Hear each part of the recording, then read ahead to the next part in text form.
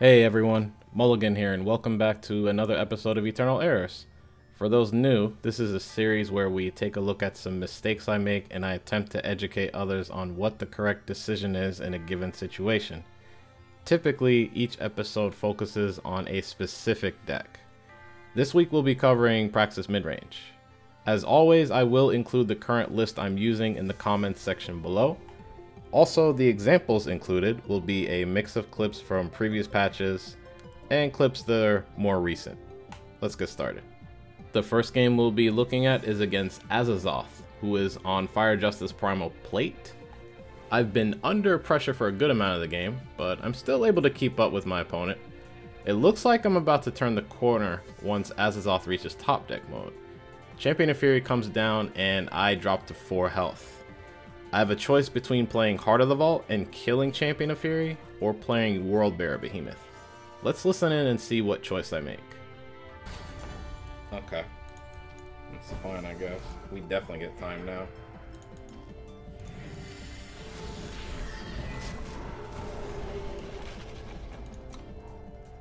Alright, we got some blockers.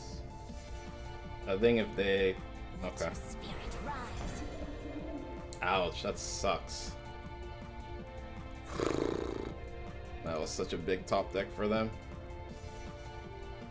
But I think I had to go for the... I guess I could have held Heart of the Vault and played Behemoth instead. I didn't even think about Shelterwing Rider being a top deck. So, as you heard, I didn't consider another Shelterwing Rider being a possible out my opponent could draw. It's not mentioned here, but the big thing I was scared of was Deep Forge Plate, to the point where I got tunnel vision and forgot that this deck plays other cards. If I had just played Behemoth as another blocker, I could have used Heart of the Vault to pop Aegis off the Rider and still be okay for that turn.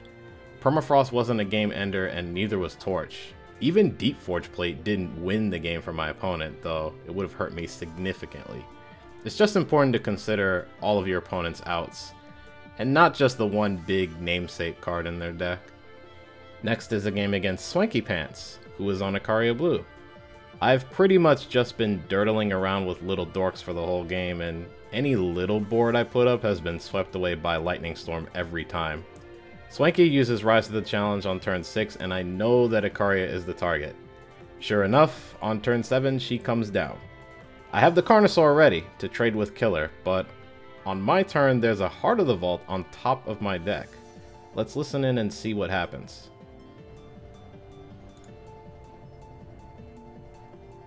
Alright, they're tapped out, right? So we can Heart of the Vault.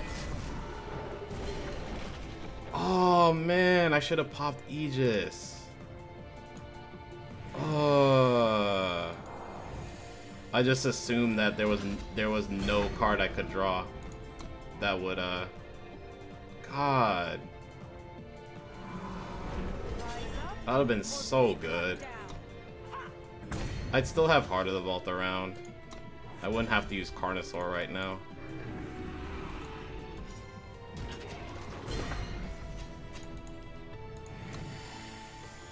It's funny how this example is the opposite of the last one we looked at.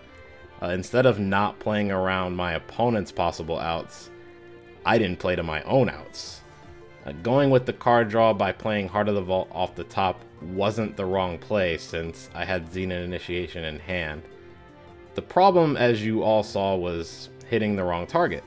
I should have popped Aegis because Torch or another Purify would have gave me the damage needed to kill Ikaria from hand without losing Heart of the Vault, and I'd still have Carnosaur for another Ikaria if needed, forcing my control opponent to use more resources than they would have liked, which is important not just for this matchup, but in general.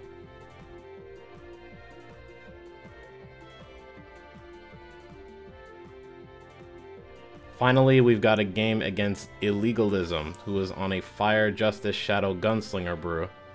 I get put under a lot of pressure once we reach the mid game thanks to Whirling Duo and Champion of Chaos. I chose to play around Torch instead of something like Annihilate by playing my Reinarch token over the Dawnwalker. It turns out Illegalism did have a fast spell in hand, which is revealed later on to indeed be Torch. I had decided right then to not block Champion of Chaos and plan to trade her with Carnosaur. But then Illegalism drops an Unseen Commando and I'm presented with a choice. Given no defense against flyers at the moment, do I use Carnosaur to kill the Unseen Commando, leaving Carnosaur alive?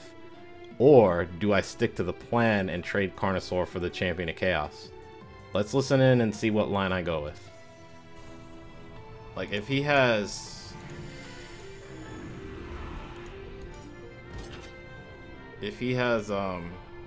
Finest Hour, actually doesn't matter, I still kill it.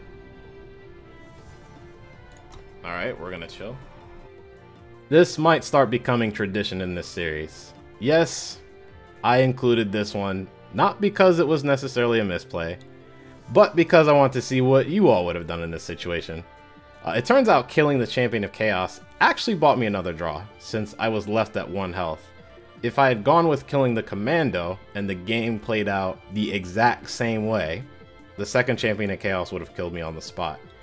It didn't end up mattering what I did at the end, but yeah, the only reason this was included was to discuss what possible outs they could have drawn, the current state of the game at the time I took that line, things like that. So let me know what you would have done in the comments section below. Thanks so much for watching this episode of Eternal Heirs. Feel free to leave a like if you liked the video, if you would have handled any situation shown today differently, or if you have any ideas for this series, let me know in the comments section below. For those new, if you liked what you saw, feel free to check out my previous episodes in this series by clicking the link on your screen, and consider subscribing to the channel if you don't want to miss future episodes. Thanks again for taking time out of your day to watch this, and I'll see you all soon. Take care.